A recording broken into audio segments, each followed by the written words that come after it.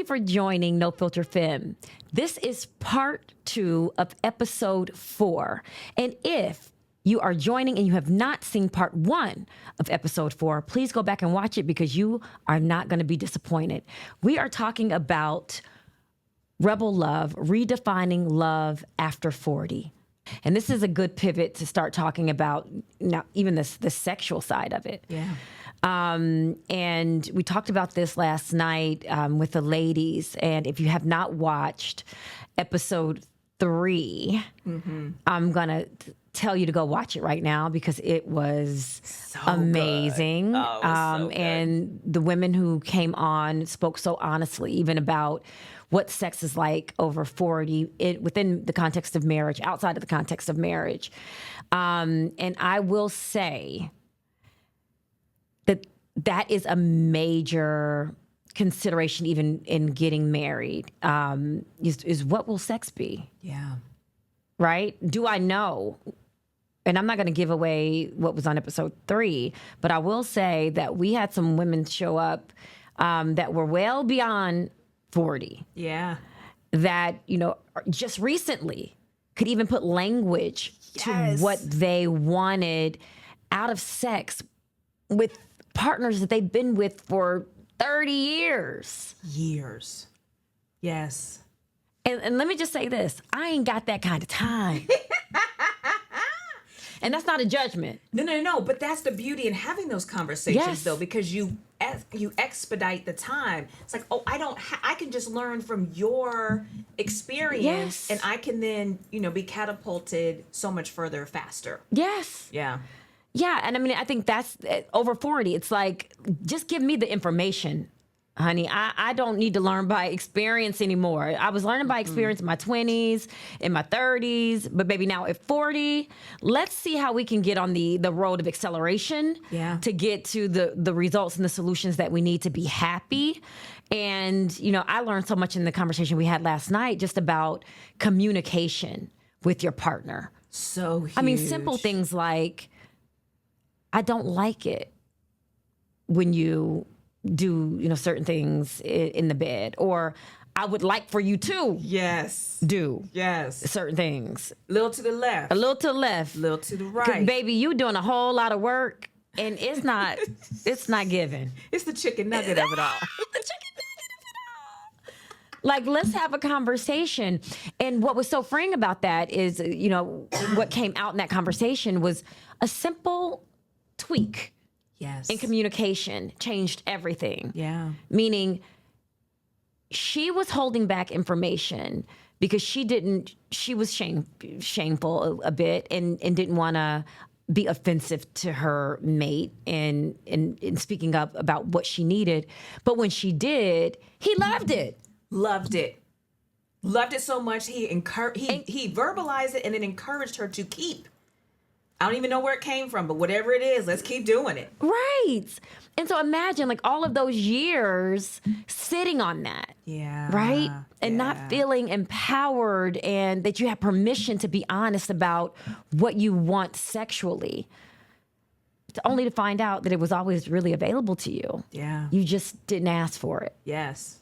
And then the other young lady who is divorced and has been able to compartmentalize, this is a physical connection. Yeah. That's it. This is not a love thing. Yeah. This is a physical connection. And the freedom, I think comes after 40, because she was closer to 50 than 40, that comes in that communication. Yeah. But in a single space of, oh no, baby, this our time has come to a close. Yeah, she's get your coat, go home. It's really reminding me so much of, Waiting to Exhale, like, just the different personalities of women. And I think that we are living that movie, I think, was before its time. I so agree with you on that. And I think now what I'm seeing, and I'm so proud of Black women over 40, is that we are doing more of that. Yeah. Coming together, different from different life perspectives, different ranges, and that was what was so beautiful about the ladies we had on last night. We had every ages from 42 to 60. Yeah. And the flavor of the wisdom and the experiences that were shared. I mean, I don't know that one of us left having empty-handed. Not at all. Having not learned, at least something. Yeah. And what I loved about it too was it was so candid and it was so transparent. Nobody was in that space, I don't believe, feeling shameful. Right. Maybe communicating at moments when there was shame present. Yeah. But not in that space, not feeling safe enough to be able to communicate this was a challenge that I was having. Yeah. Or this is the joy that I was having. When we talk about the sex over 40 conversation, it's everything from, the roles and the roles in a single life, the roles in a married life, and everything in between.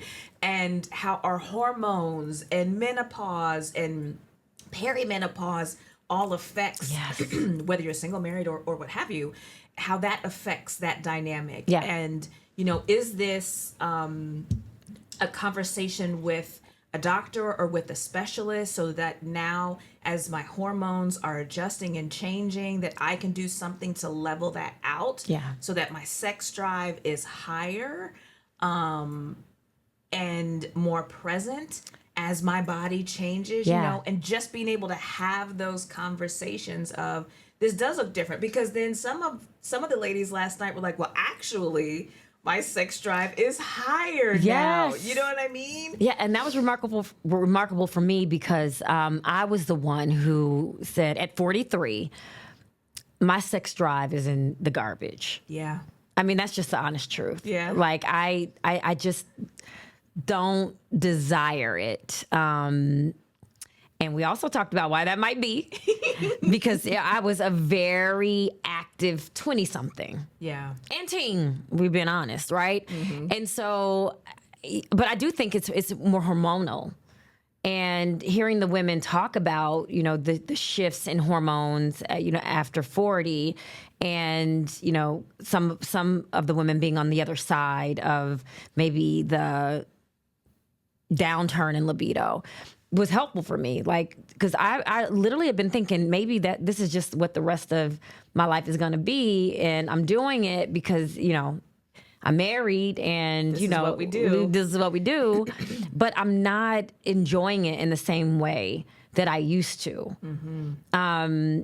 And it's because my body feels different. Yeah. And so last night I was able to put language to that. It's like, girl, you're not crazy. Mm-hmm. And there's hope, go see a doctor, number one, and get those hormones leveled out. Yeah. And there is hope on the other side of this that, you can have a fulfilling sexual life again. Yeah. Because I was nervous about that, for real.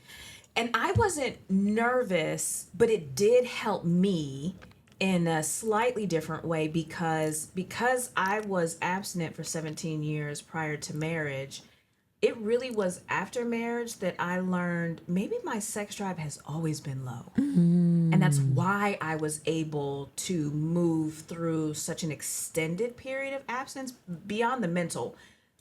Mental aside, physical in there somewhere plays a role. Right. And last night was good for me because it's like, okay, maybe this is something that I've just never addressed.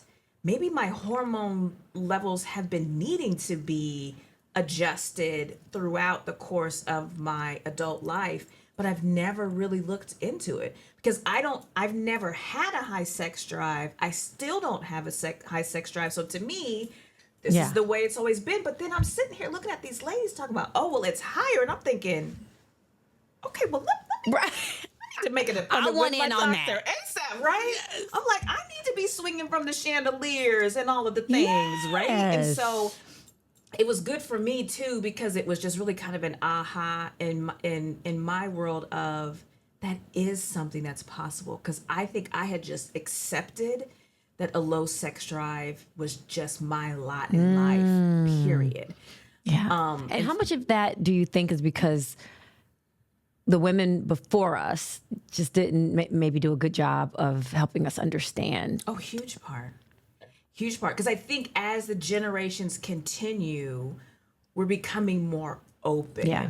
You know, there was this shame, this understanding that you didn't talk about the things. Like one of the things we talked about with the ladies was there was no conversation about your cycle. Yeah. It's just kind of like, go ask your sister.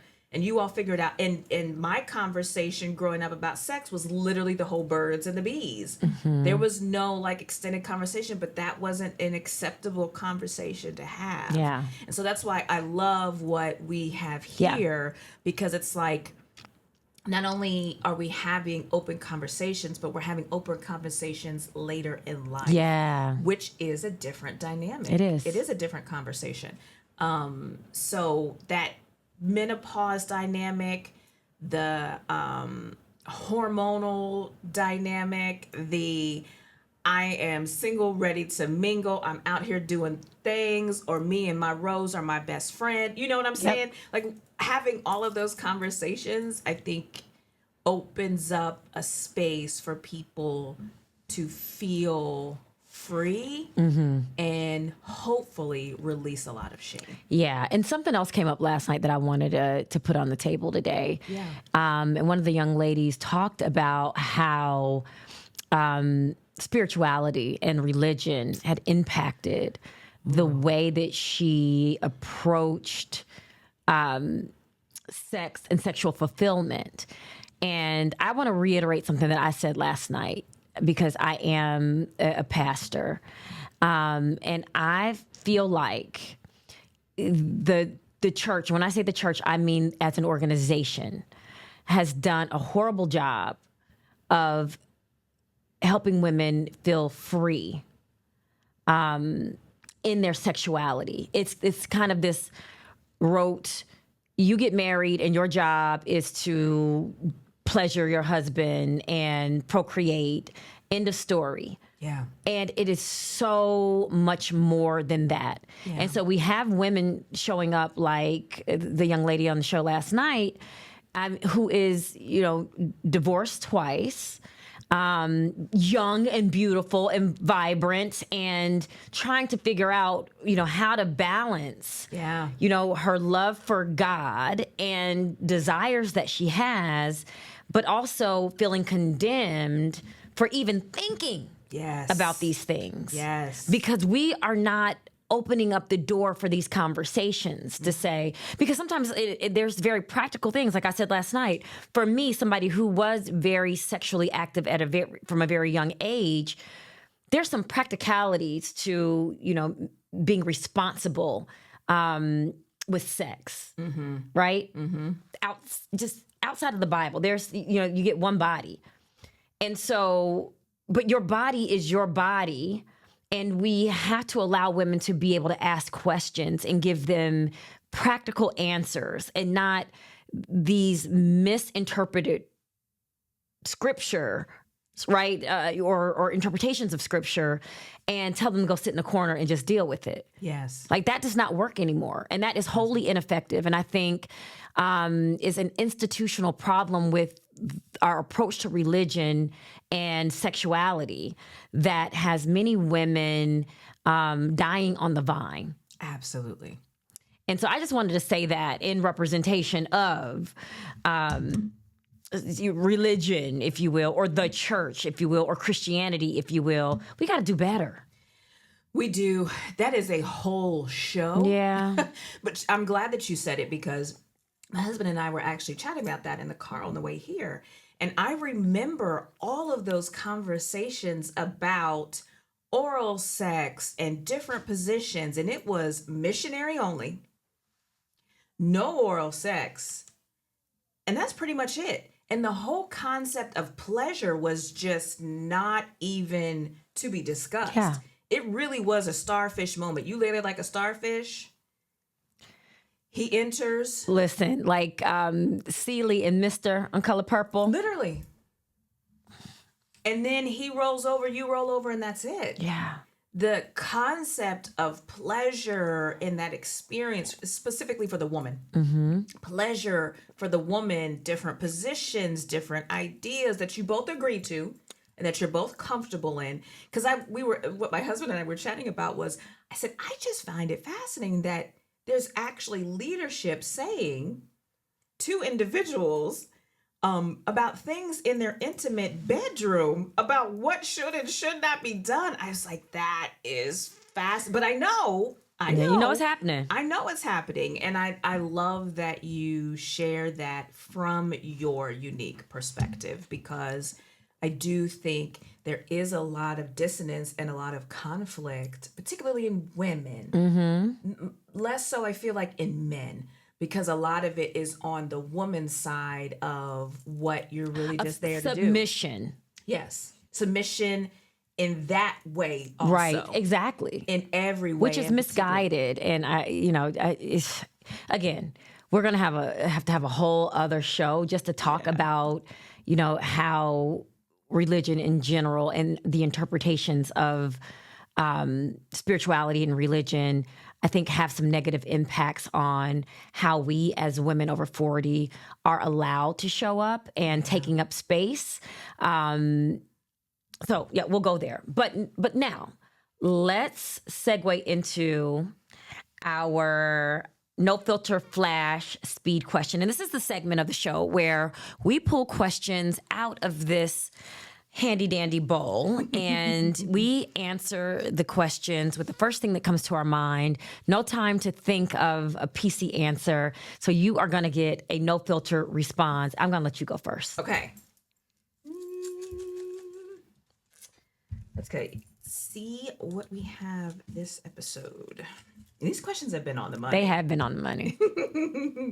What's the most outrageous goal you've set for yourself in your 40s? Ooh, most outrageous goal that I have set for myself. I would say, because this was in my 40s, I decided about a year and a half ago, I would really go all in on social media. Started with TikTok, and I said, what if, because remember there was the Black girl follow trend? Yes. Follow trend. Yeah. Yeah. And I said, what if I just really gave this a try? And just, because I was kind of dabbling and kind of pretty much inconsistent. I was like, what if I really was very dedicated and committed to this consistently? What kind of impact might I be able to have? Yeah.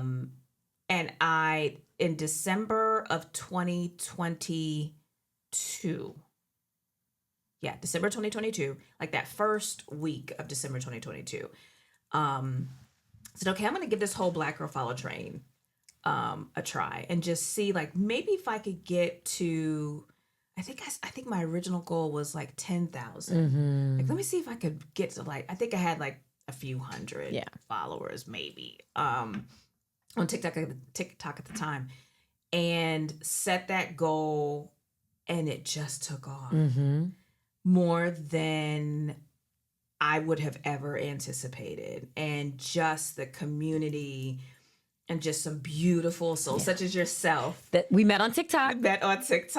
And just some amazing, really good, solid Black women that I've connected with all over 40, actually. That wasn't even necessarily intentional.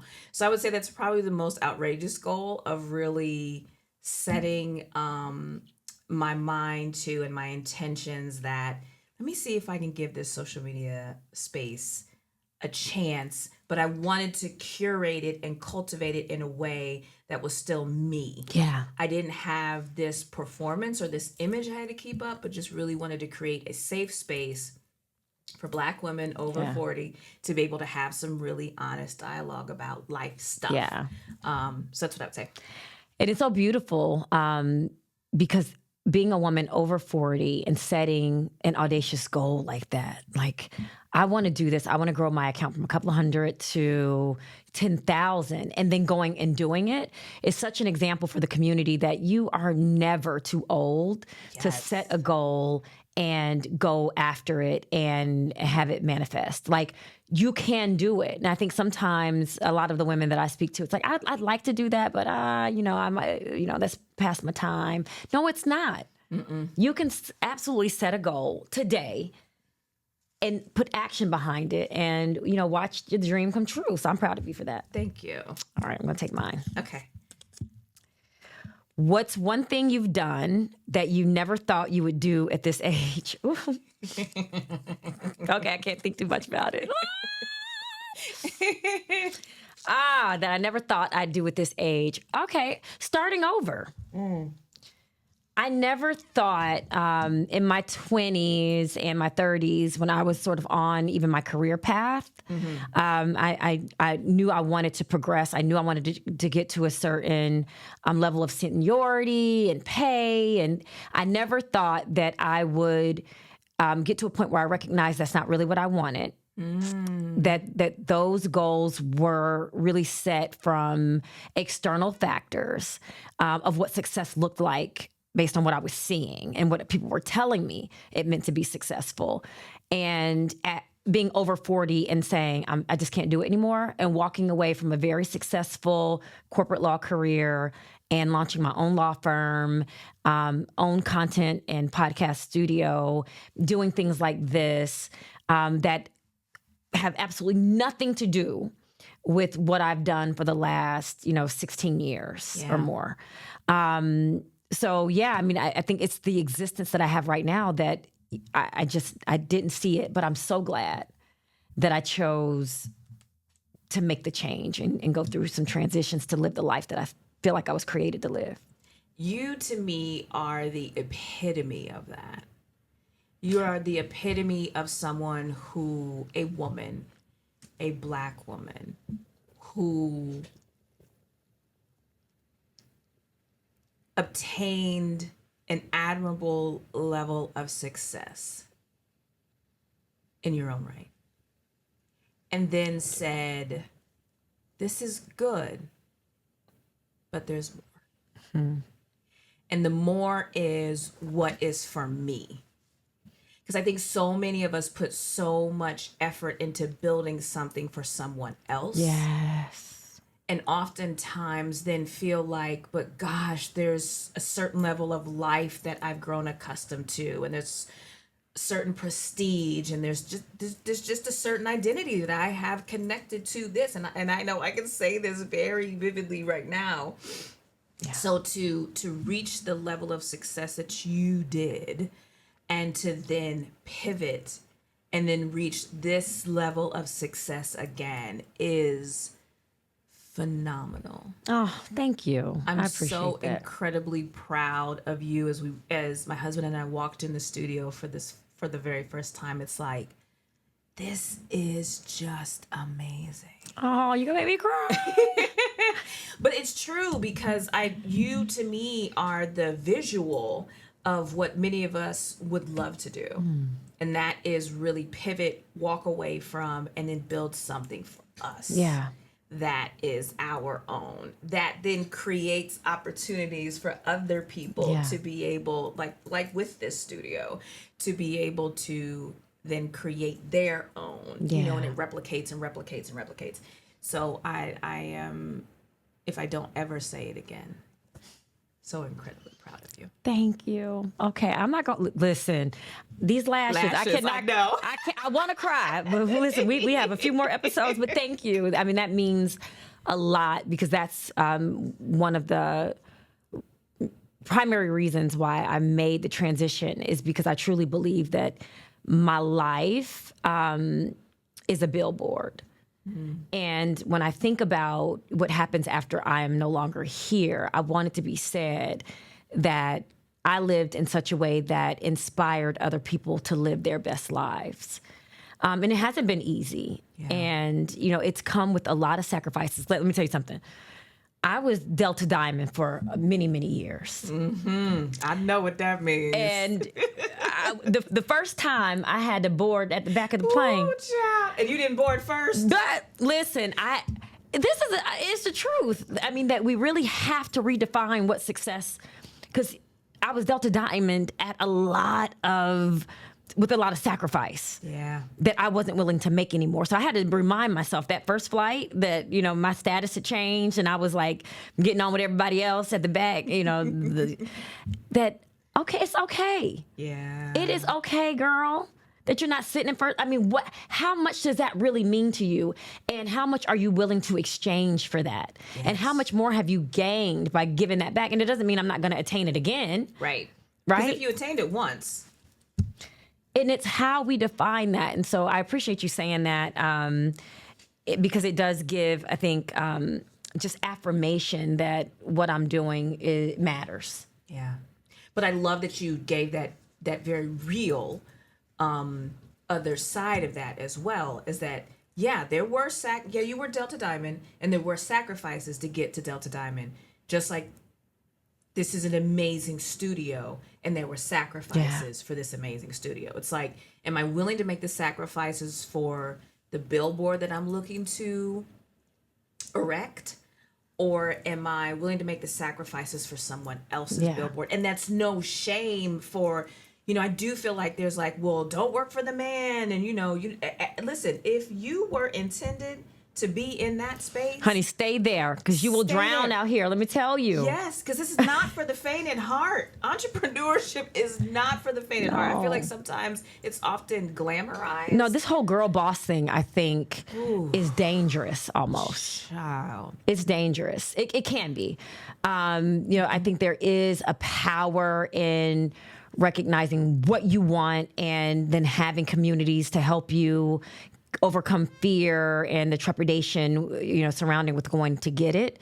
But there's also, I think, an ugly side to that makes women who are well placed feel like they're not doing enough. Yeah. Right? When you are doing enough.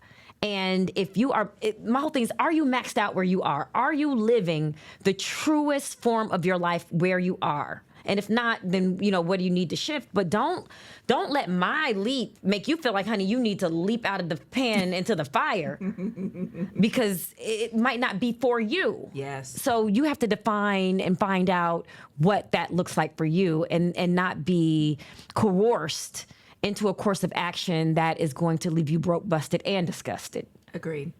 Agreed, because then you are the fish out of water when really that was the bowl, that was the best environment for you.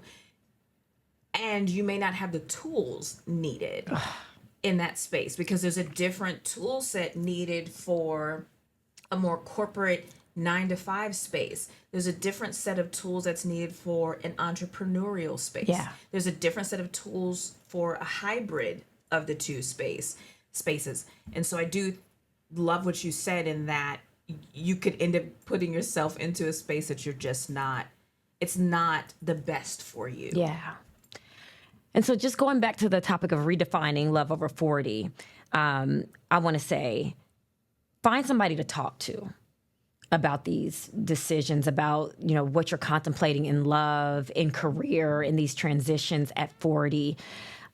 Because now we know that you don't have to live in a vacuum and in isolation, that there are communities like this, like No Filter Femme, like the Be Her Collective or whatever, that are specifically curated for Black women over 40. Yeah. Because it's different. It is different. It's, 40 on is different.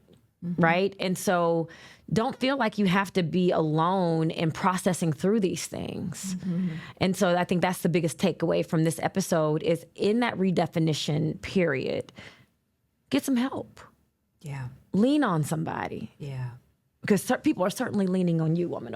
Listen, the whole community is, and going back to an earlier episode about how we then feel like we have to be that support and guide for everybody as opposed to perhaps spreading the love. Yes. And then being able to just rest and be the one that leans on somebody. Yeah. And not be solely the one that's leaned onto. The common thread is self-evaluation and self-assessment, and then doing the things that are necessary to determine whether or not there is some redefinition that needs to happen, whether or not you're well placed. But at 40, you should be doing the work to be living the life that you were created to live, in love, in marriage, in dating, in your platonic relationships, in your familial relationships, in career. This is the time. And if you haven't taken the time to sit with your thoughts, which is something we talked about last night, I'm going to strongly encourage you to take the challenge that Kelli gave yesterday, which is to take a couple of days out of the week at the top of the day and take 10 minutes to sit with your thoughts, whatever that looks like for you. If that's complete meditation and silence, if that's journaling, if that's a walk to the beach, but whatever it is your time for you at the top of the day that is uninterrupted, so that you can start to learn and more about yourself and more about what you want out of this phase of your life. Agreed. And set the tone. Set the tone for your day. Yeah. Set the tone for your week. Set the tone for your life. I love it. Me too. Ooh, this is good. So thank you so much for joining us for Redefining Love After 40 and Rebel Love. And if you found today's episode valuable, please subscribe to the channel. Yes. Share it with your friends and leave us a review and let us know what other topics you would like to hear us talk about, that you'd like to be a part of, because your support helps us continue these important conversations that are absolutely vital to the success of Black women over 40. Absolutely. So don't forget to follow us on all social media. We're on all the socials as No Filter Femme for updates, fun behind the scenes content, which we've been doing plenty of that as well, and more ways to connect with our amazing community.